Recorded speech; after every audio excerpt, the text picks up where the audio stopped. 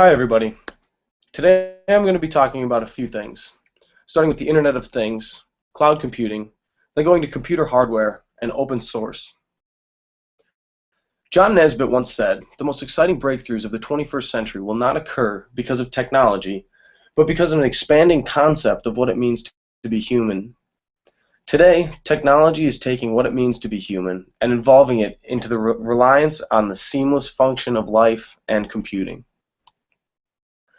Everyone knows what technology and the internet are, but few people know what is happening behind the scenes with these things.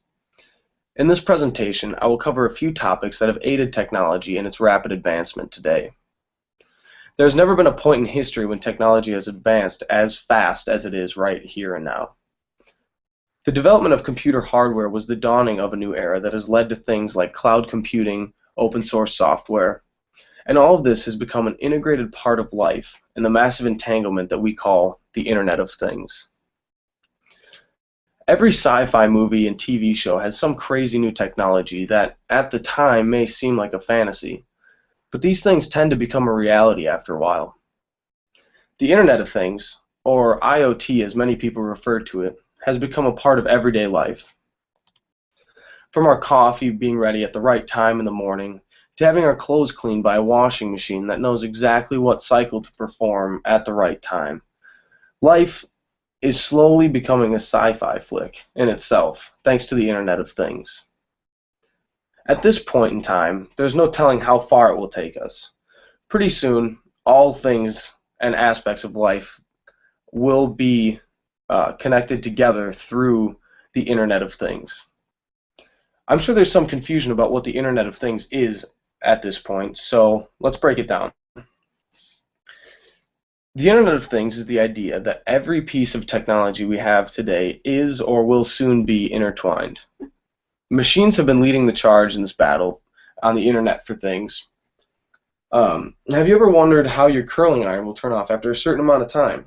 Or how does a TV know exactly when to start recording your favorite shows? All of this is thanks to the Internet of Things. Inside of those machines, there are small chips called microcontrollers, letting them know what they need to do and when to do it. It's almost like the machines in your home are working to make your day a little bit better by taking your mind off the menial tasks you would otherwise need to do, just making life easier as a whole. As this technology continues to become more advanced, these microcontrollers are becoming smarter. Engineers have been able to connect devices together to predict a person's behavior. For example, cell phones are now able to connect wirelessly to control things that are back at your house, like closing the garage door or controlling your thermostat, making sure the oven is turned off, along with many other things. Cloud computing is a new piece of technology that's been developed recently. There are a few different things that people have probably heard of. There's iCloud, OneDrive, and Google Chrome. They're all newly developed technologies in the area of cloud computing. Cloud computing is a new way of computing that allows unlimited accessibility to a person's customized account. It has nearly unlimited storage capacity and allows access to saved documents from any computer you use. Companies like Apple, Microsoft, and Google have massive storage facilities where all of the data is. Once a change is made to a document, email, or home screen on a cloud account, it will be saved to the server, and it will be there for as long as you need it to be. Now, Google. Google is one of the leaders in the charge of cloud computing. They've had some amazing advancements, and many people think that this company has taken off. They've developed something called a Chromebook. And what a Chromebook is a laptop, essentially, but they took out all the storage, well, not all, but most of the storage. And it's only used for cloud computing. So what you do with a Chromebook is you'd go on and you'd have a Google Plus account through Google Chrome. And everything you do is over the cloud. So you don't have to worry about saving your documents. Everything is safe in your Chromebook. Now, another great aspect about Chromebooks is that they're very cheap. There's quite a few manufacturers, HP, Acer, Samsung, there's many more, just as a few examples, that have gotten on board with Chrome.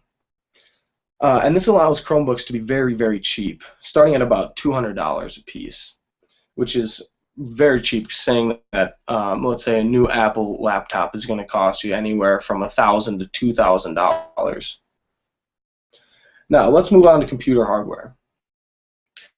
Computer hardware and software are two very different things, and people sometimes get them confused. Now, we'll start with the software, just to get that out of the way.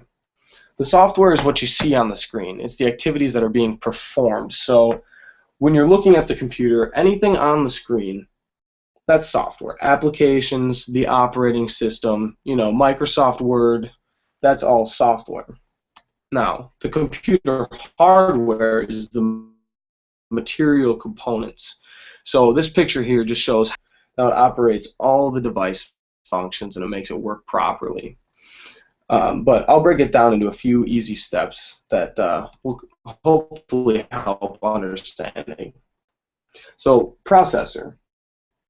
The processor. So anything that you ask your computer to do, it'll go through the processor. There's a control unit, internal buses, and arithmetic and logic unit. So the processor is kind of the hub central for all the computing that's actually going on inside of the computer.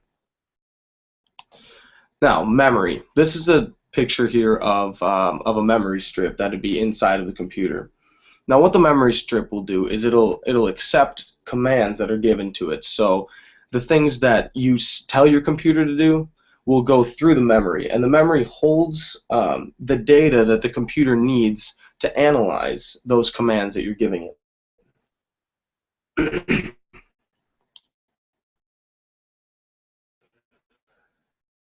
Input and output systems. So the memory will send signals to the input system, and so trackpad, and you're trying to click on something.